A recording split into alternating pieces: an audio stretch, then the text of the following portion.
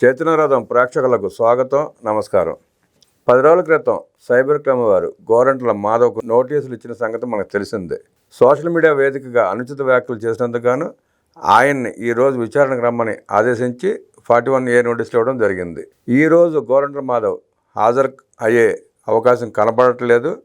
పైగా ఏదో యుద్ధానికి బయలుదేరినట్టు 40-50 వాహనాలతో తన అనుచరులు వేసుకుని సిఐడి మీద యుద్ధానికి వెళ్తున్నాడా అన్నంత భయం కలిపే విధంగా తను ఇంతకుముందే బయలుదేరాడని వార్తలు వస్తున్న నేపథ్యంలో గోరంట్ల మాధవ్ ఉద్దేశం ఏంటి, ప్రశ్నించుకోవడానికి వెళ్తున్నాడా, యుద్ధానికి వెళ్తున్నాడా అని తెలుసుకునే ప్రయత్నం చేద్దాం. మనతో పాటు విశ్లేషించడానికి సూర్యదేవర లతా గారు ఉన్నారు. వారిని అడిగి మరిన్ని విశేషాలు తెలుసుకునే ప్రయత్నం చేద్దాం. నమస్తే మేడం. నమస్తే. గోరంట్ల మాధవ్కు ఇచ్చిన నోటీసుల నేపథ్యం, ఆయన యుద్ధానికి బయలుదేరిన పైన మనం చూస్తున్నాం. దీనిపైన మీ విశ్లేషణ ఏంటి? గోరింట్ల మాధవ్ అనే వ్యక్తి ఎంత దురుసుగా మాట్లాడతాడు, ఏ రకమైన హావభావాలు కానీ అవన్నీ అందరూ చూసిన విషయమే కానివ్వండి. ఈ రోజున ఆయన ఒక్కడు అంటే పోలీసుల్లో విచారణకి రమ్మన్నారే కానీ ఆయన అరెస్ట్ చేయాల్సి వస్తే ఆయన దగ్గరికే వస్తారు. సో విచారణకి వెళ్ళటానికి ఎందుకు ఇంతమంది మంది మార్బలంతో వెళ్ళాలనుకుంటున్నాడు అంటే ఈయన ఆలోచన ఏంటి? అల్లర్లు సృష్టించాలా, అక్కడ గొడవలు అవ్వాలా, ఆ గొడవల్లో ఏదైనా రేపొద్దున ప్రభుత్వానికి వ్యతిరేక కార్యకలాపాలు చేయాలనే ఉద్దేశంతో వెళ్ళినట్టే కనపడుతుంది. ఇక్కడ ఏదో పక్క ప్లాన్తో ఉన్నది. ఆయన ఇంకొక విషయం కూడా చెప్పాడు ఆ రోజున, మొన్న ఈ మధ్య ప్రెస్ మీట్ పెట్టినప్పుడు ఆయన ఏమన్నాడంటే, నాకు వీలు చూసుకొని నాకు ఆ రోజున నా టైం ఉన్న దీన్ని బట్టి నేను వెళ్తాను అంటే ఆయనకి అంటే ఇప్పుడు పోలీసు విచారణకి రమ్మనంటే నీ పనులు ఏమున్నా పక్కన పెట్టుకొని వెళ్ళాల్సిన పరిస్థితి ఉంటుంది. జనరల్గా అయితే అదే ఉంటుంది. కానీ ఈయన టైం ఏంటో చూసుకొని అప్పుడు వెళ్తారంట పోలీసు విచారణకి. అట్లా అలాగ చేయబట్టే ఒక 2 సార్లు వాయిదా చేశారు. ఇప్పుడు 3rd టైం ఎలాగో తప్పదు, వెళ్ళాల్సిన అవసరం ఉంది. వెళ్ళిన తర్వాత కూడా ఇప్పుడు ఏంటంటే ఈ మంది మార్బలాన్ని వేసుకొని వెళ్ళటానికి ఆయన ఏమనుకుంటున్నాడు, ఏం చేయాలనుకుంటున్నాడు అంటే దీని మూలాన్ని ఇప్పుడు గొడవలు సృష్టించాలనా? పోలీసులు పర్మిషన్ లేదని చెప్పారు. వాళ్ళకంతా ఎందుకండి? ఇప్పుడు ఒకవేళ నువ్వు కావాలని అడిగితే ఒక లాయర్ని తీసుకెళ్ళటానికి పర్మిషన్ తీసుకోగలిగితే ఇస్తే తీసుకోవచ్చు. అంతేగాని నువ్వు ఎందుకు ఇంతమందిని తీసుకెళ్లాలని అనుకుంటున్నావు అంటే భయపడి తీసుకెళ్తున్నావా? అక్కడ అల్లర్లు సృష్టించాలి, అక్కడ గొడవలు సృష్టించాలి, పోలీసు సరౌండింగ్స్ అంతా ఒక వాతావరణం అంతా కలుషితం చేయాలనే ఆలోచనతో వెళ్ళినట్టే కనపడుతుంది. ఇక్కడ ఆయన క్లియర్ ప్లాన్గానే వెళ్తున్నాడు. ఇక్కడ అది ఎట్లాగో పోలీసులు అది ఒప్పుకోరలేండి. ఆయన ఎంతమంది జనాలను వేసుకెళ్ళినా పోలీసులు కట్ చేసేది చేస్తారు. కానీ ఆయన ఒక డిపార్ట్మెంట్లో పనిచేసిన వ్యక్తిగా ఉండి ఒక సిఐగా చేసిన వ్యక్తి ఆయన ఇలాంటి ఆలోచనలు ఆలోచిస్తున్నాడా అని అంటే ఆయన ఎలాంటి విధ్వంసాలు రెచ్చగొట్టడానికి వెళ్తున్నట్టే కనపడుతుంది ఇక్కడ మనకు. ఆయన అదే మీరు అన్నట్టు సిఐగా పనిచేశాడు. అదే డిపార్ట్మెంట్ వారు ప్రశ్నించడానికి పిలిస్తే యుద్ధానికి వెళ్ళడాన్ని ఎలా చూడాలంటారు? అంటే అదే నేను అనేది, ఆయన ఒక డిపార్ట్మెంట్లో పనిచేసిన వ్యక్తిగా ఉండి కూడా ఆయనకు ఒక రూల్స్ అనేది కొంతవరకు అవగాహన ఉంటుంది కదా. అవగాహన ఉన్నా కూడా మితిమీరి మాట్లాడాడు. పోక్సో చట్టం గురించి కూడా ఆయనకు తెలియకుండా ఉంటుందా అంటే తెలియకుండా ఉండే ప్రసక్తి లేదు. ఆయనకు అన్నీ తెలిసి కూడా మాట్లాడాడు. అంటే ఒక పేరుని ఉచ్చరించకూడదు, ఎవరైతే దానిలో ఒక బాలిక ఉన్నారో ఆ బాలిక పేర్లు కానీ అడ్రస్ కానీ అవి చెప్పకూడదు అనేది తెలుసు. కానీ అండి వాళ్ళకి ఒక్కటే ఒక ధీమా, మేము 30 సంవత్సరాలు అధికారంలో ఉంటాం, మేము ఏమైనా చేస్తాం, ఏదో ఆంధ్రప్రదేశ్లో పుట్టిన పాపానికి ప్రజలందరూ కూడా వీళ్ళు చెప్పినట్టు పడాల్సిందే, వైసీపీ నాయకులు ఏమంటే అది పడాల్సిందే అన్నట్టు చేశారు. ఆ ఒక ఉద్దేశంతోనే వాళ్ళు నోటుకొచ్చినట్టు మాట్లాడటం అవన్నీ చేశారు. సరే, దానికి ఈరోజు ఎదుర్కోవాల్సి వచ్చినప్పుడు ఆయనకి తెలియని చట్టాలు అయితే కాదు, తెలిసే ఉంటుంది, తెలిసే వాంటెడ్లీ చేశాడు. సో తెలిసే ఈ రోజున మళ్ళీ అంతమంది జనాన్ని అంటేసుకొని వెళ్ళటం అనేది తెలిసే చేస్తున్నాడు, తెలియక చేయటం కాదు. ఈ చట్టాలన్నీ తెలిసే చేస్తున్నాడు. అంటే ఓన్లీ అక్కడ వాతావరణాన్ని కలుషితం చేయాలి, అక్కడ ఒక రకమైన యుద్ధ వాతావరణాన్ని క్రియేట్ చేయాలనే ఉద్దేశంతో తీసుకెళ్తానట్టే కనపడుతుంది. దానికైతే వచ్చిన ఇప్పుడు ఎవరైతే వెంటబడి వస్తారో వాళ్ళ మీద కూడా కేసులు పడతాయిగా. వాళ్ళకి అది తెలియట్లేదు అనుకుంటున్నారా? అంటే తెలిసిన వీళ్ళు ప్రజల్ని కానివ్వండి, సామాన్య వ్యక్తులను కూడా ఇరికించడానికి వెనకాడని వ్యక్తి జగన్మోహన్ రెడ్డి గారే అలా చేసినప్పుడు ఇంకా వాళ్ళ పార్టీలో ఉన్న వ్యక్తులు వాళ్ళు ఆయన గైడెన్స్లో నడిచే వాళ్ళు కూడా ఇదే చేస్తారు. రేపు పొద్దున కేసులు పడితే వాళ్ళ మీద పడితే పడే మనకేంటిలే, వాళ్ళతో మనం ఏదైనా చేయిస్తాం అనే ఆలోచనతో వచ్చినట్టే కనపడుతుంది. ప్రభుత్వం మీద యుద్ధం ప్రకటించినట్టు ఏదో ఇండియా పాకిస్తాన్ వార్లాగా అతను బయలుదేరిన తీరు చూస్తుంటే ఆశ్చర్యకరంగా ఉంది. దీన్ని ప్రభుత్వం ఏ రకంగా తీసుకుంటే బాగుంటుందంటారు? ఆయన ఉద్దేశం ఎట్లా ఉందంటే ఆయన ఏదో దేశోద్ధారకుడు, ఎక్కడో దేశానికి ఏదో మంచి పని చేసేస్తే ఆయన ఒక దేశం కోసం ఏదో పోరాడుతూ ఉంటే ఆయన ఈ రోజున ఆయన అరెస్ట్ చేసి తీసుకెళ్తున్నట్టు ఆయన వెనకాల అంతమంది జనాన్ని వేసుకోవాలని వెళ్ళటం అనేది చూస్తుంటేనే ప్రజలు నవ్వుకుంటున్నారు. ఇంత బిల్డప్ ఎందుకు ఇస్తున్నాడో, ఇంత పని ఎందుకు చేస్తున్నాడో, ఈయనకి అంత సీన్ ఉందా, ఈయన గత 5 ఏళ్ళు చేసింది ఎంత, ఇప్పుడు లైవ్లోకి వచ్చాడండి 2 రోజులుగా కేసు, ఈ వాతావరణం అనేది ప్రజలందరూ కూడా చూస్తున్నారు. సో ఈయన గతంలో 5 ఏళ్ళు ఈయన మాట్లాడిన మాటలేంటి, ఈయన చేసిన పనులేంటి అనేది అందరికీ ఒక ఆలోచన వచ్చేసింది, ఒక ఆలోచిస్తున్నారు. సో ఇలాంటి వ్యక్తి ఈ రోజున ఈయన వెనకాల ఇంతమంది జనాన్ని వేసుకొని వెళ్తున్నాడు అని అంటే ఈయన ఏ రకంగా ఆలోచిస్తాడు, ఈయన చరిత్ర ఏంటి, ఈయన గతంలో చేసిన పనులేంటి, ఇప్పుడు ఇంతమంది జనాన్ని ఇట్లా తీసుకెళ్తున్నాడంటే ఈయన ఏం చేయాలనుకుంటున్నాడు అనేది ప్రజలందరూ కూడా ఆలోచిస్తారు కదా. సరే ఇదన్నీ కూడా ఫుల్ స్టాప్ పెట్టాల్సిన బాధ్యత అయితే పోలీసులకే ఉంటుంది. సో పోలీసుల ఎత్తునే ఉంటుంది కాబట్టి అది వాళ్ళే చూసుకుంటారు. సో ఈయన విచారిస్తే రేపొద్దున అరెస్ట్ అయిపోతాను, నేను అరెస్ట్ అయిపోయి జైల్లో ఉంటే వీళ్ళు అల్లర్లు చేయాలనేది దానికోసమే తీసుకెళ్తున్న ప్లానింగ్ కనపడుతుంది. సో అరెస్ట్ అయిపోతున్నాను అంటే నువ్వు తప్పు చేసినట్టు నువ్వు నమ్ముతున్నావు కదా, నువ్వు ఫీల్ అవుతున్నావు కదా, నీకు తెలుస్తుంది కదా నువ్వు ఏం చేసావు అనేది. సో అందుకని ఈయన జనాన్ని వేసుకెళ్తే రేపొద్దున కేసులు పడినా డిస్టర్బ్ క్రియేట్ చేయాలి, అక్కడ వాతావరణాన్ని కలుషితం చేయాలి, ఇవన్నీ చేస్తే ఈయన ఇంకా ఏదో పెద్ద నాయకుడిలాగా ఆయన ఫీల్ అవుతున్నట్టు ఆయన కనపడుతున్నాడు. అంటే పోలీసులు అరెస్ట్ చేస్తే తన వెనక ఉన్న 100 మంది 200 మంది ఆపగల శక్తి ఉంటే ఇంక పోలీస్ వ్యవస్థ అవసరం అంటారా? ఎలా ఆపగలుగుతారండి, ఏమీ చేయలేరు. సరే ఈ రోజున ఆయన వెనకాల వస్తున్నారు అలా అన్నా కూడా డబ్బేనండి, అన్నిటికీ డబ్బు ప్రధానం అని అంటారు కదా, ఆ డబ్బు పెడుతున్నాడు, వస్తున్నారు. సో ఆ డబ్బు ఇప్పుడు ఆ వరకు తీసుకెళ్ళడానికి ఎవడు సొంత డబ్బులు ఛార్జీలు పెట్టుకొని ఎవడు కారు వేసుకొని అయితే వచ్చే ప్రసక్తి అయితే లేదండి, ఎవ్వరు రారు. వైసీపీ వాళ్ళు గత పార్టీ పుట్టిన దగ్గర నుంచే కూడా దోచుకునిందంతా కూడా దాచుకున్నారు కాబట్టి ఆ డబ్బులు వీళ్ళ అవసరానికి ఇప్పుడు ఖర్చు పెడుతున్నారు. ప్రజల కోసం చేయడానికి వాళ్ళు దోచుకున్నారు. సరే వాళ్ళ సొంత దానికోసం ఈ రోజున ఖర్చు పెట్టుకుంటున్నారు ఇక్కడ. అవన్నీ ఎందుకు, ఇప్పుడు ఈ రోజున ఆయన పోలీస్ స్టేషన్కి వెళ్తున్నాడంటే కూడా ఎవరికైనా కార్లకు పెట్రోల్ పోసి జనాలకి తోలించుకుంటున్నాడు. మామూలుగా అయితే ఎలక్షన్ క్యాంపెయిన్లకు ఎలాగైతే జనాలను పెట్టుకున్నాడో అట్లాగే ఇప్పుడు కూడా అదే పనే. సో డబ్బులు లేకుండా ఆయన ఎమ్మటి వచ్చేవాడంటూ ఎవరు ఉండరండి. గోరంట్ల మాధవ్ యుద్ధం ప్రకటించిన వెనక జగన్ రెడ్డి హస్తం ఉందని భావించాల్సి వస్తుంది. అది సమంజసం అంటారా? 5 సంవత్సరాలు ముఖ్యమంత్రిగా పరిపాలించిన వ్యక్తి, ఒక వ్యక్తిని అనుచితంగా మాట్లాడిన వ్యక్తిని పోలీసులు విచారణకు పిలిస్తే ఇంత యుద్ధ వాతావరణం సృష్టించి అశాంతి రేకెత్తించి ప్రజల భయాందోళన సృష్టించడం ఎంతవరకు ధర్మం అంటారు? ఇక్కడ మనకు ఒకటే విషయం అర్థమైపోతుంది, ఆయన వెనకాల జగన్మోహన్ రెడ్డి ఉన్నాడు అనేది అందరికీ తెలిసిన విషయమే అండి. ఇది దాపరికం ఏమీ లేదు, దాచి భయపెట్టారు. ఆయనే చెప్తాడు మా అన్న జగనన్న ఉన్నాడు అన్నీ చూసుకుంటారని వాళ్ళే చెప్తారు.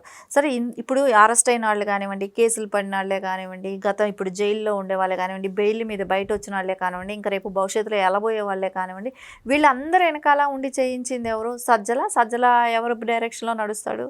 ఖచ్చితంగా జగన్మోహన్ రెడ్డి గారు ఏదైతే చెప్తారో దాని డైరెక్షన్లోనే సజ్జల గారైనా నడుస్తారు. సో దాని మూలానే వీళ్ళు అందరూ ఆ రకంగా రెచ్చిపోయారు. సో ఈ రోజున కూడా జగన్మోహన్ రెడ్డి గారే ఉన్నారు, వీళ్ళ వెనకాలంతా కూడా నడిపించటం, కర్మ కర్త క్రియ అని అంటారు చూసారా, అన్నీ వాళ్ళు చెప్పబట్టే వీళ్ళు ఆ డైరెక్షన్లో నడుచుకున్నారు. జైలుకి వెళ్ళిన తర్వాత వాళ్ళ నోటితో చెప్పిన మాటలు కూడా అన్ని చోట్ల సజ్జల గారి పేరు, జగన్మోహన్ రెడ్డి గారి పేరు, వాళ్ళు ఇచ్చిన స్క్రిప్ట్ మేము చదవటం, వాళ్ళు ఇచ్చినట్టు మేము మాట్లాడటం, వాళ్ళు ఇచ్చిన పని మేము చేయటం, ఇది మా డ్యూటీ అని చెప్తున్నారు కదా. సో అదే ఫాలో అయ్యారు. సో అది ఈ రోజున అరెస్ట్ అయిన వాళ్ళు చెప్తున్నారు, రేపొద్దున ఈయన వెళ్ళినా అదే చెప్తాడు. రేపొద్దున గోరెంట్ల మాధవ్ కూడా వెళ్ళాడు అనుకోండి, అదే విషయం ఆయనైనా చెప్తాడు. రేపొద్దున పోలీసుల దగ్గర అయినా కూడా ఆయన చెప్పాడు, చేశాము, మాట్లాడిన మాటలే కానివ్వండి, ఆయన ప్రవర్తించిన ప్రవర్తనలే కానివ్వండి, ఇవన్నిటికీ వెనకాల కూడా ఆయనే ఉన్నారనే చెప్తారు. ఇది ఏదో తాత్కాలికంగా కొద్ది రోజులు దాపెట్టచ్చేమో కానీ సరే ఒక్కొక్కళ్ళ దగ్గర నుంచి వచ్చే న్యూస్ అయితే అదే ఉంటుంది కదా. మనం సత్యవర్ధన్ విషయం తీసుకున్నా కూడా అతన్ని ఒక రకంగా బెదిరించి కిడ్నాప్ చేసి భయపెట్టి ఇచ్చేశారు కానీ వంశీ గారు, తర్వాత అయితే ఆయన ఓపెన్ అప్ అయిపోయి చెప్పాడు కదా. సో అదేలాగా అందరి విషయాలు కూడా అదే వస్తాయి. నీ ఓపెన్ అప్ అయినప్పుడు వాళ్ళు ఎవరు సంతోషం చూడాలని, ఎవరు కళ్ళల్లో ఆనందం చూడాలని మాట్లాడారో ఆ వ్యక్తి జగన్మోహన్ రెడ్డి గారే కదా. సో ఆయన ఇంప్రెస్ చేయాలని అంటే వీళ్ళు ఇలాంటి పనులు చేయాలి, ఇలా మాట్లాడాలి. ఎవరైనా తిట్టడం, బూతులు మాట్లాడటం, ఏదైనా చేయటం చేస్తే ఆయన ఇంప్రెస్ అవుతున్నారు. సో అది కంటిన్యూ చేయాలి, ఆయన దగ్గర మెప్పు పొందాలనుకుంటే వాళ్ళ డ్యూటీ ఇదే. వాళ్ళకి నిత్యం వాళ్ళకి ఒక ప్రక్రియలాగా స్టార్ట్ అయిపోయింది, వాళ్ళ జీవితంలో ఒక భాగం అయిపోయింది ఇది. ఈరోజు జగన్ రెడ్డి ప్రెస్ మీట్ చూస్తే ఆయన హడావుడిగా బెంగళూరు నుంచి వచ్చి ప్రెస్ మీట్ పెట్టడం, గోరెంట్ల మాధవ్ యుద్ధానికి రావడం, ఈ రెండు స్కెచ్లో భాగంగా జరుగుతున్నదేనని ప్రజల అభిప్రాయం. ఈ రెండింటి మీద ప్రభుత్వం కఠినంగా వ్యవహరించాలని చెప్పి ప్రజల మాట. దీని మీద రాజద్రోహం కేసు పెట్టే అవకాశం ఉండి కూడా వ్యవస్థలు చూస్తూ కూర్చున్నాయి. గోరంట్ల మాధవ్ అలా రావడం కరెక్ట్ కాదన్న ప్రజల అభిప్రాయం మీద మీ అభిప్రాయం? గోరంట్ల మాధవ్ కానివ్వండి, జగన్మోహన్ రెడ్డి గారు కానివ్వండి, వాళ్ళు ఏంటంటే వాళ్ళు ఏమీ రాష్ట్రానికి ఏ రకంగా పనికొచ్చిన పనులు ఏ రోజు చేయలేదు. తర్వాత చేసే వాళ్ళను కూడా వాళ్ళకి ఆ పేరు రాకూడదు, డైవర్ట్ చేయాలి, టాపిక్ డైవర్ట్ చేసుకుంటా వెళ్ళాలి. సో దాని మూలానే ఈయన ఇట్లాంటి పని అంటే ఈరోజు పెట్టిన జగన్మోహన్ రెడ్డి గారు పెట్టిన ప్రెస్ మీట్లో ఏదైనా ఒక పనికొచ్చే మాట మాట్లాడా అంటే పవన్ కళ్యాణ్ గారిని తిట్టటమా, కార్పొరేటర్కి ఎక్కువ ఎమ్మెల్యేకి తక్కువ ఇట్లాంటి మాటలు మాట్లాడటమా? అంటే ఆయన అక్కస ఏంటంటే ఇప్పుడు పవన్ కళ్యాణ్ గారు అనేది. సో ఆయన్ని ఎలా ప్రజల్లో చులకన చేసి మాట్లాడాలి, ఆయన ఎలా తగ్గించాలి, ఇదే ఆలోచనలో ఉన్నారు. ఇది కరెక్ట్ కాదు కదా. నీకు కావాల్సింది ఏంటనేది రాదనేది ఖచ్చితంగా అది స్పీకర్ గారి నిర్ణయం. ఏదైతే గతంలో రికార్డ్స్లో ఉన్నాయో దాన్ని ఫాలో అవుతారు. నీకోసం రికార్డ్స్ మార్చాల్సిన అవసరం అయితే లేదు కదా. సో ఒకవేళ తీసుకుంటే ఆపోజిషన్ ఏదైనా తీసుకుంటే ఆల్రెడీ పవన్ కళ్యాణ్ గారు ఎక్కడైతే అధికారులు సరిగా పని చేయట్లేదో ఆ మినిస్టర్స్ని కూడా ఆయన పాయింట్అవుట్ చేస్తూనే ఉన్నారు. ఓన్లీ ఆయన అధికారంలో ఉంటూ కూడా ఆయన ఎక్కడైనా తప్పు జరిగినప్పుడు ఆయన అడుగుతున్నారు కూడా. సో అది కూడా కాకుండా ఆయనకి ఎమ్మెల్యేల శాతం కూడా ఎక్కువ ఉంది. సో ఆయన ఇప్పుడు ఆయన చెప్పడంలో తప్పు లేదు కదండి. ఆయన డిప్యూటీ సీఎం అండి, ఆయన డిప్యూటీ సీఎం. సో ఆ తర్వాత ఏదైతే తెలుగుదేశం ఉందో తెలుగుదేశం తర్వాత ఆయనకి ఎక్కువ సీట్లు ఉన్నాయి. సో ఆయన ఆల్రెడీ క్వశ్చన్ చేస్తున్నారు కూడా, మనం చూసాం గతంలో కూడా. సో ఆయనకి చెప్పడంలో ఆయన తప్పు కాదు కదా. సో అన్నీ మీరే ఉంటారా అంటే నీకు 11 సీట్ల కన్నా ఎక్కువ వచ్చి ఉంటే అడగడానికి అవకాశం ఉంటుంది. నీకు ఆ అవకాశం లేదు. ఆ లేని దానికి పవన్ కళ్యాణ్ గారిని ఏదో ఒకటి మాట్లాడాలి, ఆయన ఏదో రకంగా ఇబ్బంది పెట్టాలి, చేయాలి అని అనుకోవటం కరెక్ట్ కాదు ఇక్కడ. సరే ఆయన మాట్లాడిన మాటలు అందరూ కూడా ప్రజలు కూడా వినేటట్టు లేరు. సో ఒక రీజనబుల్ మాటలే కానివ్వండి, రీజనబుల్గా ఏదైనా చేస్తున్నాడా అంటే అది కూడా ఎక్కడా కనపడటం లేదు. ఇప్పుడు ఒక్కటే విషయం అండి, ఇక్కడ ఎన్ని మాట్లాడినా కూడా ఆయన 5 ఏళ్ళు ఏం చేశాడు, నీ చేతిలో అధికారం ఉన్నప్పుడు నువ్వు చేసిన పని ఏంటో చెప్పడానికి ఒక్క పని చెప్పగలుగుతావా? ఒక్కటి, నేను ఇది అమరావతి కంప్లీట్ చేశాను, లేకుంటే పోలవరం కంప్లీట్ చేశాను, లేకుంటే ఇన్ని లక్షల ఉద్యోగాలు తెప్పించాను, సరే ఇన్ని రకాలుగా నేను రాష్ట్రంలో ఇన్ని రకాల కంపెనీలు తెప్పించాను, ఏమైనా చెప్పుకునేటట్టు ఏమైనా ఉన్నాయా? రాష్ట్రం మొత్తం వెళ్తున్నారు, అక్కడ దాకా వెళ్లకుండా పులివెందుల పట్టణంలో చూసుకుంటే ఒక స్కూల్ కట్టలేపాడు, సగంలో ఆగిపోయింది. తన సొంత నియోజకవర్గంలో తన సొంత మున్సిపాలిటీలో రోడ్లు వేయలేదు, స్కూల్ కట్టలేకపోయాడు. దాని మీద మీ అభిప్రాయం? రాష్ట్రం అంతా వదిలేయండి. ఆ రోడ్లు పులివెందుల్లో రోడ్లు వేసిందైనా ఎవరు? తెలుగుదేశం ప్రభుత్వం వచ్చిన తర్వాత తెలుగుదేశం వాళ్ళు రోడ్లు వేశారు. అది ఒక సిగ్గుచేటుగా కాదా? అంటే జనరల్గా రోడ్లు అనేది కొన్ని సంవత్సరాలైనా ఉంటాయి, అప్పటికప్పుడు వేసేది పని కాదు. అది బీటెక్ రవి గారు ఇది తీసుకొని ఇనిషియేటివ్ తీసుకొని గవర్నమెంట్ వచ్చిన తర్వాత ఆయన రోడ్లు వేయించారు. అంటే ఇక్కడ ఎంత నీ నియోజకవర్గానికే నువ్వు రోడ్లు వేసుకోలేకపోయావు గత 5 ఏళ్ళు కూడా. సో దాన్ని కూడా ఈ రోజున తెలుగుదేశం ప్రభుత్వం వచ్చినాకే వేసింది. సో నువ్వు నీ నియోజకవర్గానికి ఏమీ పని చేయలేకపోయారు కదా. సగంలో ఆగిపోయిన పాఠశాల కూడా ఈ వీళ్ళే పూర్తి చేశారు. సగంలో ఆగిన పాఠశాలే కావచ్చు, ఏదైనా అక్కడ బీటెక్ రవి గారే ఇనిషియేటివ్ తీసుకొని గతంలో ఆగిపోయిన పనులన్నీ కూడా ఆయన కంప్లీట్ చేస్తున్నాడు. సో ఇవన్నీ చూస్తుంటే నీ షేమ్గా ఫీల్ అవ్వాల్సిన విషయం ఇది. నేను మా నియోజకవర్గం పనులే నేను పెండింగ్ పెట్టాను, నేను చేయలేకపోయాను, ఈరోజు నేను కూటమి ప్రభుత్వాన్ని విమర్శించే అర్హత నాకుందా అనేది ఆయనకు అనిపించాలండి అది. సో అది ఆయనకు అనిపించకపోగా ఇంకా నిందలు వేయటం అనేది కరెక్ట్గా అనిపించదు. ఒక రాజకీయ నాయకుడిగా 5 సంవత్సరాలు ముఖ్యమంత్రిగా పనిచేసిన వ్యక్తి ఎమ్మెల్సీ ఎలక్షన్లో ఓటు వేయకుండా పారిపోవడం ఎలా చూస్తారు? అది ఎన్నిసార్లు మనం మాట్లాడుకున్నా కూడా ఈరోజు వచ్చిన రిజల్ట్స్ చూసిన తర్వాత ప్రజల్లో అయితే జగన్మోహన్ రెడ్డి గారు లేరు, తుడుచుకుపోయారు. ఎక్స్పెషల్లీ యువతలో ఈ రోజున 10% ఓట్ బ్యాంక్ పెరిగింది కూటమి ప్రభుత్వానికి అని అన్నప్పుడు ఇక్కడ చూస్తే తేడా చాలా డిఫరెన్స్ వచ్చింది. ఆయన ఏదైతే 39% ఓట్ బ్యాంక్ నాకు ఉంది అని చెప్పాడో ఈ రోజున ఆటోమేటిక్గా ఇంక మీదట ఆయన చెప్పుకోవాల్సింది 29% అని చెప్పుకోవాలి. 39% అనడానికి లేదు, ఎందుకంటే ఆల్రెడీ 10% కూడా కూటమి ప్రభుత్వం ఇది చేసింది. ఇంకొకటి 29%లో కూడా ఒక్క చదువుకున్న ఎవరైనా సరే వాళ్ళు ఇంకో 10-15 మందిని కానివ్వండి, 20 మందిని కానివ్వండి వాళ్ళు మోటివేట్ చేయగలుగుతారు.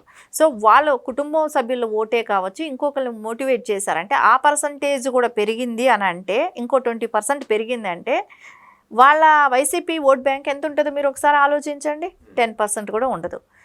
ఇవన్నీ దృష్టిలో పెట్టుకుంటే సో ఆ పార్టీకి మనుగడ అనేది కష్టం ఇంకా. సో అలా ఉండేటట్టు ఉంటే ఆయన ఎందుకు అభ్యర్థులు నిలబెట్టలేకపోతున్నాడు? భయపడి విత్డ్రా చేసుకున్నారు కదా. విత్డ్రా చేసుకుంటాడు. రేపు పొద్దున లోకల్ బాడీలో కూడా నిలబెట్టే ఇది లేదు, క్యాండిడేట్లు కూడా లేరు. సో ఆయన ఈ రోజున నేను ఈ గడప గడపకి వస్తానంటే రావద్దండి, మీరు గడప గడపకి వస్తే మీ అమ్మటి మేము తిరగలేము, మీరు మీ వెనకాల జనాలు వచ్చేవాళ్ళు కూడా లేరు అని చెప్తున్నారు. సో దాని మూలాన ఆయనకే తెలుస్తుంది పార్టీ దశ ఎట్లా ఉంది, పార్టీ పరిస్థితి ఎట్లా ఉందనేది ఆయనకు అర్థమైపోయింది ఈ పాటికే. సో అందుకే ఆయన ఎప్పుడైనా వస్తే తాడేపల్లిలో ఒక ప్రెస్ మీటు, వెళ్తే బెంగళూరులో ప్యాలెస్కి వెళ్ళటము. సో ఇదే జరుగుతుంది. కానీ ఆయన ప్రజల్లోకి వెళ్ళి ఏ ఉద్యమము అంటే ఒక ధర్నా లాంటిదో ఏదైనా ఒకటి చేద్దామనే ఆలోచనలకి వాళ్ళ నాయకులు కూడా ముందుకు రావట్లా. సో ఆయన ప్రతిసారి మనం చూసాం, ప్రతిదీ పెండింగ్ వెనక్కి వెళ్తుంది. సో ఆయనే చెప్పాడు, నేను పండగ తర్వాత నేను వస్తాను, ప్రజల్లోకి వస్తాను, గడప గడపకి వెళ్దాము అని చెప్పాడు. ఎక్కడొచ్చావు? పల్లె నిద్ర అన్నాడు, ఎక్కడ రాలేదు.